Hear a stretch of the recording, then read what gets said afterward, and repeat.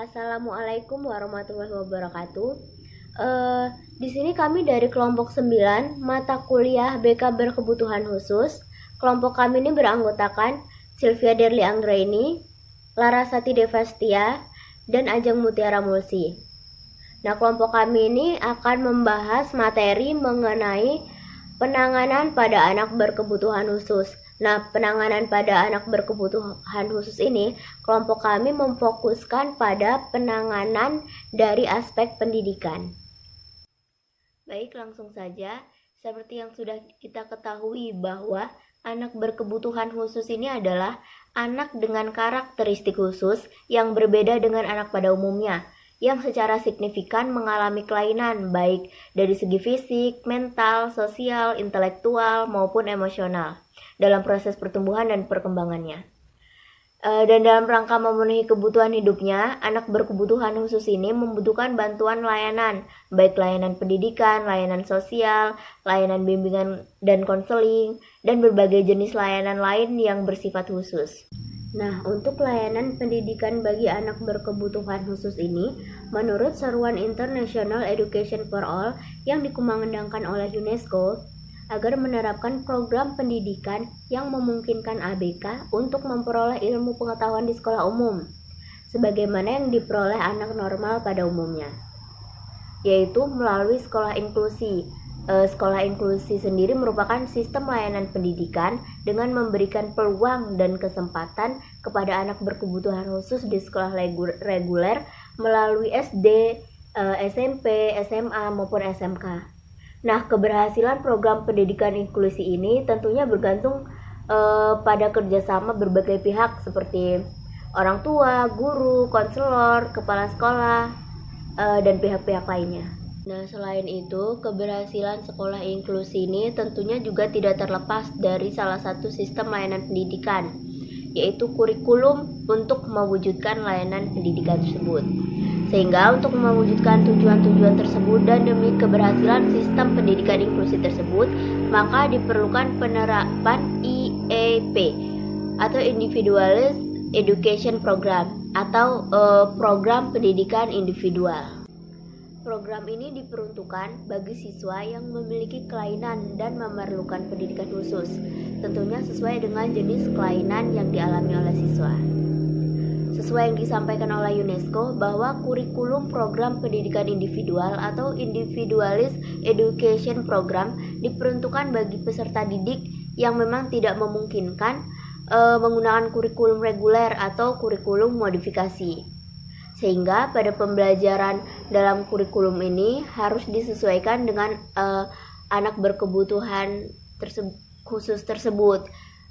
Terus tentu juga seorang pendidik itu perlu mengetahui pembelajaran yang sesuai dengan anak berkebutuhan khusus itu yang seperti apa. Hal tersebut karena IEP ini merupakan kurikulum atau program pembelajaran dengan didasarkan kepada gaya belajar si siswa, kekuatan atau kondisi-kondisi yang dialami siswa, dan kebutuhan-kebutuhan khusus si siswa berkebutuhan khusus tersebut. Nah, karena IEP ini merupakan program pendidikan individual yang telah dirancang khusus agar setiap siswa berkebutuhan khusus dapat memenuhi syarat pendidikan khusus, maka seorang anak yang telah diidentifikasi memiliki kebutuhan khusus harus dinilai untuk menentukan sifat dan tingkat kebutuhannya dalam proses pembelajaran nantinya. Dan hal tersebut juga dilakukan dalam rangka menciptakan lingkungan pembelajaran yang optimal bagi anak berkebutuhan khusus. Nah, berikut ini menurut Snail dalam Ishartiwi 2017, alasan mengapa pelaksanaan program pendidikan individual ini penting bagi anak berkebutuhan khusus. Jadi alasan yang pertama adalah semua anak berkebutuhan khusus masih memiliki potensi untuk belajar. Nah, yang kedua, anak berkebutuhan khusus membutuhkan pembelajaran keterampilan yang sesuai dengan kebutuhan hidupnya sehari-hari, baik di rumah maupun kehidupannya di masyarakat. Kemudian alasan yang ketiga yaitu sekolah harus melaksanakan pembelajaran keterampilan fungsional yang sesuai dengan kebutuhan individu siswa tersebut. Yang keempat adalah prinsip-prinsip pengembangan perilaku secara universal yang dapat diterapkan sebagai metode pembelajaran. Yang kelima yaitu prosedur dan tujuan pembelajaran disesuaikan dengan kemampuan anak kebutuhan khusus tersebut. Nah, program pendidikan individual ini disusun untuk memenuhi kebutuhan pembelajaran setiap anak berkebutuhan khusus untuk mengembangkan potensinya. Hal tersebut dilakukan dengan beberapa langkah-langkah, yaitu yang pertama, guru dan orang tua merujukan siswa ke sekolah inklusi yang dituju. Nah, kerjasama orang tua dan guru ini bertujuan untuk memudahkan mengidentifikasi ke langkah-langkah yang akan diterapkan selanjutnya. Kemudian yang kedua, merencanakan penilaian. Nah, di mana dalam perencanaan penilaian ini perlu diadakan pertemuan dengan orang tua si anak untuk memberikan alasan atas penilaian yang diberikan dan untuk memilih tes yang nantinya akan sesuai untuk diujikan kepada si anak. Yang ketiga, memberikan penjelasan dan persetujuan mengenai hak-hak wali atau orang tua si anak berkebutuhan khusus tersebut. Yang keempat, melakukan penilaian terhadap siswa. Yang kelima, melakukan pertemuan dengan tim untuk membahas kondisi si siswa berkebutuhan khusus tersebut.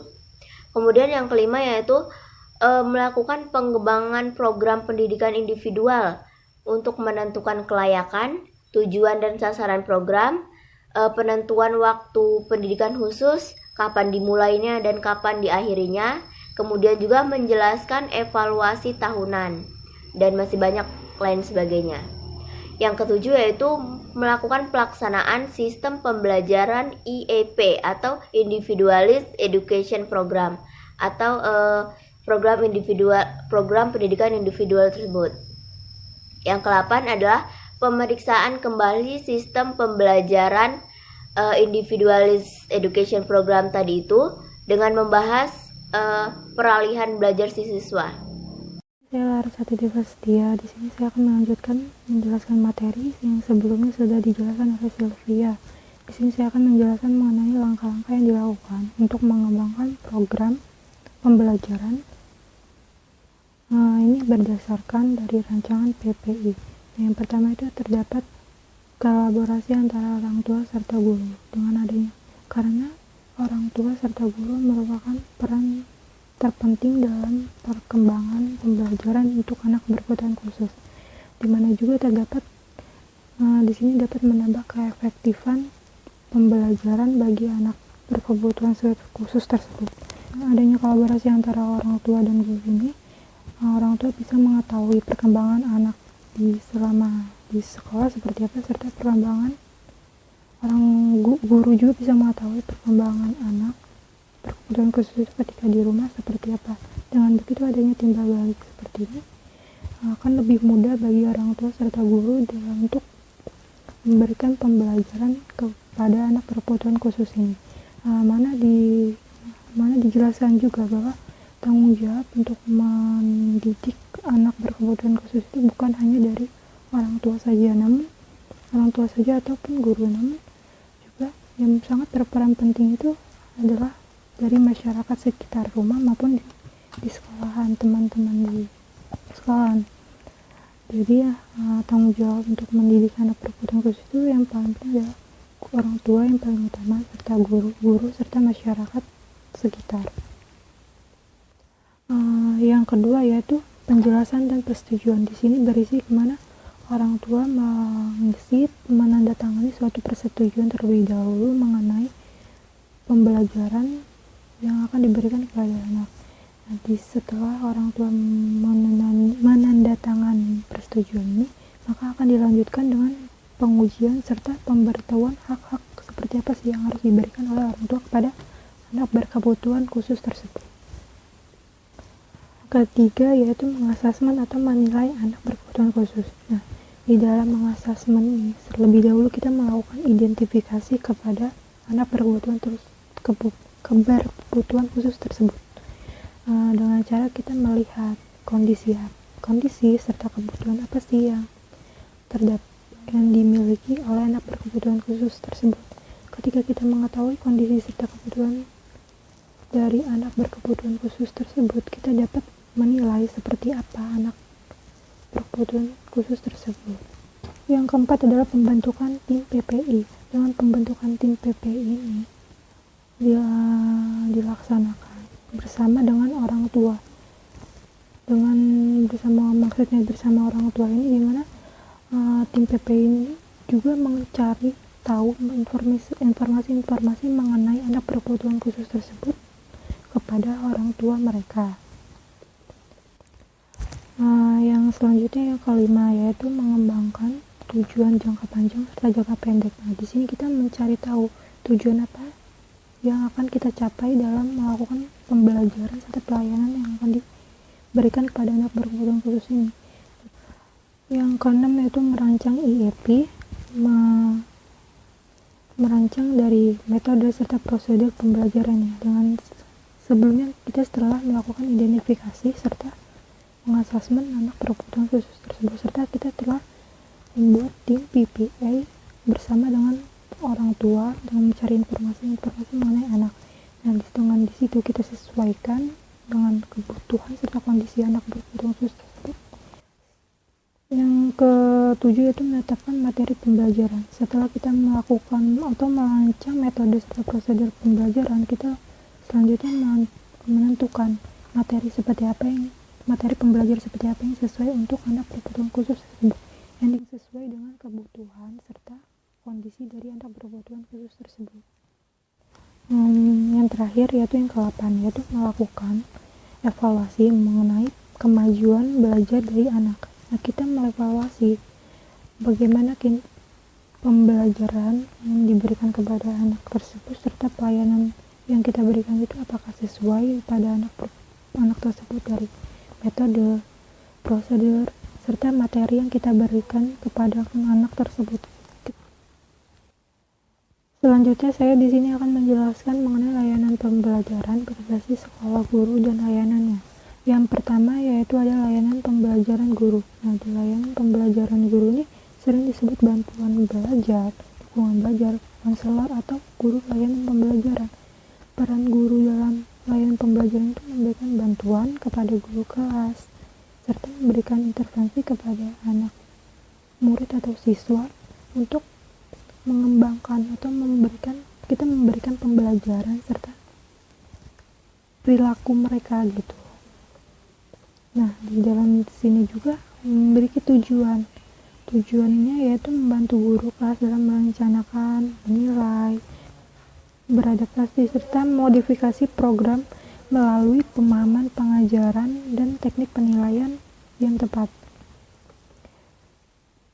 Yang selanjutnya itu membantu guru dalam mengembangkan serta mengakses bahan untuk siswa dengan pembelajaran yang beragam. Yaitu maksudnya itu dengan kita memberitahu materi-materi apa sih yang sesuai, materi-materi apa yang pas untuk anak. Yang selanjutnya itu mendukung guru dalam mengembangkan keterampilan untuk memfasilitasi instruksi yang berbeda di dalam ruang kelas. Yang selanjutnya itu menyediakan intervensi jangka pendek untuk siswa yang diidentifikasi oleh berbagai sekolah tim sumber daya. Yang selanjutnya itu mendukung prosedur intervensi dini. Selanjutnya yaitu membantu tim sumber daya berbasis sekolah dengan menyediakan perilaku fungsional penilaian. Maksudnya kita itu membantu tim sumber daya berbasis sekolah itu dengan menyediakan form penilaian perilaku yang khusus untuk anak tersebut. Sebenarnya masih banyak lagi sih tujuannya, tapi di sini saya akan lanjutkan yang kedua yaitu bantuan belajar, dukungan atau sumber daya guru. Di dalam bantuan belajar atau dukungan atau sumber daya guru ini di sini menyediakan serangkaian layanan dukungan terorganisasi dan terintegrasi yang mencakup sekolah konsultasi, perencanaan kolaborasi, koordinasi dengan sumber daya berbasis sekolah serta instruksi. Di mana model sumber daya guru ini sering digunakan model seperti ini seperti adanya kerjasama antara guru dengan guru kelas. Nah, itu tuh yang berguna untuk mendukung siswa di kelas mereka, memberikan dukungan kepada siswa di kelas mereka gitu, seperti itu.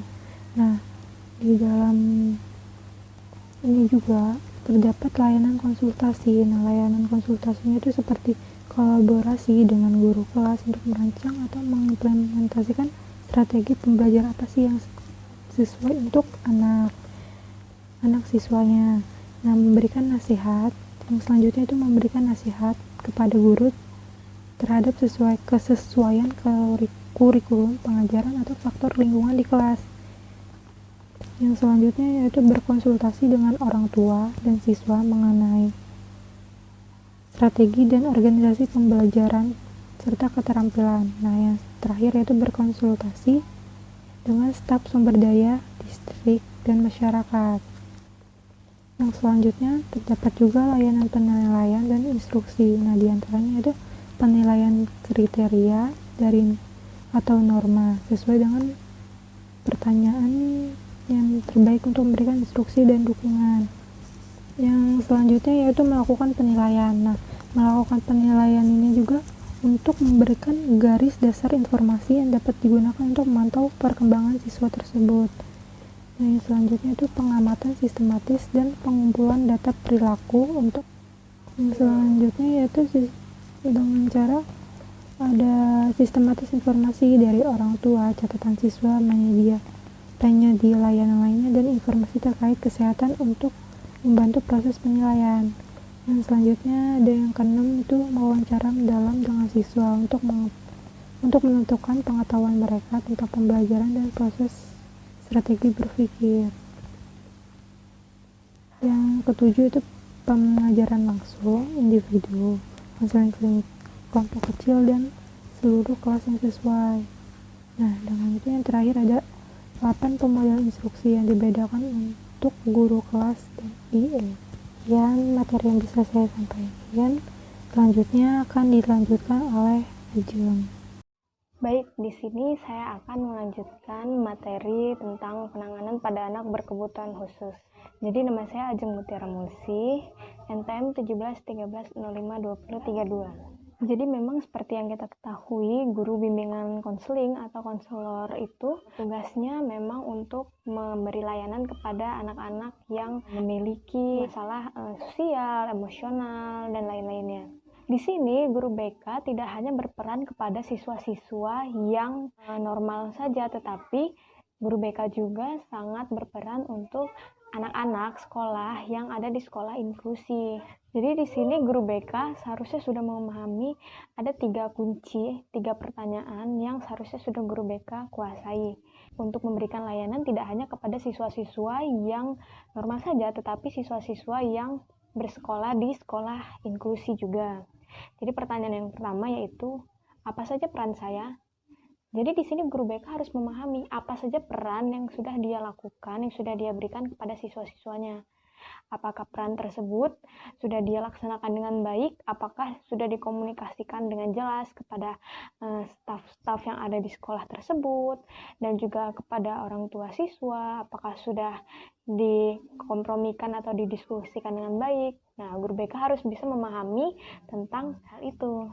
Yang kedua, apa saja fokus instruksi yang saya lakukan? Nah, jadi ini terkait dengan bagaimana praktik guru BK ketika sedang memberikan layanan di ruang kelas kepada siswa-siswi. Nah, pertanyaan yang ketiga yaitu bagaimana saya sebagai guru BK mendukung guru kelas dengan perbedaan mengajar di dalam kelas. Jadi memang guru BK dengan guru mata pelajaran tentunya tugasnya sangat berbeda, di mana guru mata pelajaran akan memberikan materi-materi pelajaran sesuai dengan bidang studinya masing-masing. Di sini guru BK akan memberikan layanan lebih untuk hal yang menyangkut emosional atau sosial lingkungan dari siswa-siswanya, seperti itu. Untuk sekolah-sekolah inklusi yang memang ada beberapa anak berkebutuhan khusus yang bersekolah di sekolah tersebut, guru BK memang memiliki peran yang sangat penting untuk siswa-siswinya dengan bermacam-macam masalah tentunya, yang antara lain masalah tersebut di bidang akademik, sosial, emosional, perilaku, dan juga kesehatan mental. Konselor juga biasanya melakukan konseling di sekolah-sekolah menengah untuk menyediakan atau memberikan pelayanan dalam hal perencanaan pendidikan dan konseling karir kepada siswa-siswa. Nah, layanan-layanan itu diberikan dengan maksud guru BK tersebut, yaitu yang pertama memberikan konseling individu. Selanjutnya guru BK juga biasanya berkonsultasi dengan orang tua, karena yang paling tahu siswa tersebut tentu saja kan orang tuanya di rumah, bagaimana keseharian siswa tersebut ketika berada di rumah. Yang selanjutnya yaitu berkolaborasi dengan wali kelas atau guru mata pelajaran. Selanjutnya guru BK juga memberikan dukungan langsung untuk perencanaan pribadi pada siswa-siswa sesuai dengan program yang berlangsung di sekolah. Yang selanjutnya yaitu memfasilitasi pertemuan IEP atau Individual Educational Program. Jadi di sini guru BK memang difokuskan untuk memberikan Individual Educational Program atau IEP, apalagi untuk anak-anak yang berkebutuhan khusus. Memang anak-anak yang berkebutuhan khusus yang bersekolah di sekolah biasa atau di sekolah inklusi biasanya memang harus dikasih perhatian yang lebih dan juga melakukan tinjauan atau mengevaluasi. Yang selanjutnya yaitu guru BK melakukan penilaian perilaku fungsional untuk merencanakan yang sesuai intervensi. Selanjutnya mendukung implementasi program khusus untuk meningkatkan sosial siswa belajar emosional. Yang selanjutnya, guru dan perangkat sekolah lainnya bekerja sama untuk melakukan pelayanan dalam bimbingan dan konseling. Guru bertanggung jawab untuk siswa yang berkebutuhan khusus, bertanggung jawab untuk merancang, mengawasi, menilai program pendidikan untuk siswa itu, dan guru juga diharapkan dapat merancang program untuk siswa yang berkebutuhan khusus. Jadi guru bidang studi ataupun guru wali kelas bisa membantu guru BK atau konselor dalam bidang pengajaran. Di bawah pengawasan seorang guru, mereka dapat memainkan peran-peran kunci untuk mengimplementasikan program-program yang sudah dilaksanakan atau yang sudah diterapkan pada masing-masing sekolah. Sementara pihak lainnya juga dapat membantu dalam pengumpulan data untuk mengevaluasi kemajuan-kemajuan yang terjadi pada diri siswa. Jadi, para guru juga bertanggung jawab untuk mengevaluasi dan melaporkan hasil kemajuan para siswa untuk dilaporkan kepada orang tua siswa. Di sini juga orang tua sangat berperan penting dalam keterlibatan untuk penanganan anak berkebutuhan khusus. Di sini Markum tahun 2008 mengemukakan yang pertama kali dikenal oleh individu atau anak yaitu adalah orang tua yang terdiri dari ibu dan ayah. Jadi tentu saja orang tua merupakan kelompok sosial pertama yang ada dalam kehidupan manusia. Jadi orang tua ataupun lingkungan di rumah merupakan tempat ia belajar menyatakan diri sebagai makhluk sosial di dalam hubungan ia atau individu tersebut berinteraksi dengan kelompoknya. Nah, jadi sama aja orang tua itu seperti lembaga kesatuan sosial terkecil yang ada di dalam masyarakat yang secara kodratinya memiliki kewajiban untuk mendidik anak-anaknya. Di dalam keluarga juga orang tua sangat berperan penting karena waktunya sebagian besar dihabiskan di lingkungan keluarga itu sendiri. Jadi orang tualah yang bertugas untuk mendidik anak-anaknya. Dalam hal ini secara umum baik potensi psikomotor, kognitif maupun potensi afektif. Di samping itu orang tua juga terus memperhatikan kesehatan jasmaniah yang ada pada diri anak-anaknya dengan memberikan makan dan penghidupan yang layak tentunya. Link juga menambahkan bahwa misalnya tunarungu biasanya lebih mudah belajar jika dalam aktivitas yang ia lakukan dekat dengan orang tua dan pengasuh. Sudah merupakan tugas bagi orang tua untuk memberikan kekayaan interaksi bahasa atau bahasa lisan pada anak-anaknya. Jadi sebagai pemain kunci, orang tua perlu mengembangkan pemahaman berbagai tahapan-tahapan yang ada pada diri siswa atau diri anak-anaknya, yang meliputi tahapan mendengarkan, berbicara, dan juga kecerdasan kognitif. Jadi keberhasilan anak biasanya tergantung pada peran ikut serta orang tua dalam memberikan pengasuhan kepada anaknya. Nah, jadi di sini keluarga merupakan critical system atau biasanya juga disebut sebagai tempat anak belajar pertama kali bagaimana memuaskan kehidupannya dan bagaimana menghadapi dunia yang sesungguhnya. Jadi di sini peran guru BK sangat penting untuk anak-anak berkebutuhan khusus ketika mereka ada di sekolah, dan juga peran orang tua juga tidak kalah penting ketika anak-anak sedang berada di rumah. Maka dari itu, guru BK atau konselor harus sering melakukan kolaborasi atau kerjasama dengan orang tua ketika ada di rumah, dan juga dengan guru-guru mata pelajaran yang ada di sekolah, supaya anak atau siswa bisa mendapatkan individual edukasional program secara maksimal. Jadi sekian materi tentang penanganan anak berkebutuhan khusus yang bisa kelompok kami sampaikan. Apabila ada kekurangan kami mohon maaf, kepada Allah kami mohon ampun. Mudah-mudahan informasi yang telah kami bagikan dapat bermanfaat buat teman-teman semua. Kami akhiri, wabillahi taufik wal hidayah. Wassalamualaikum warahmatullahi wabarakatuh.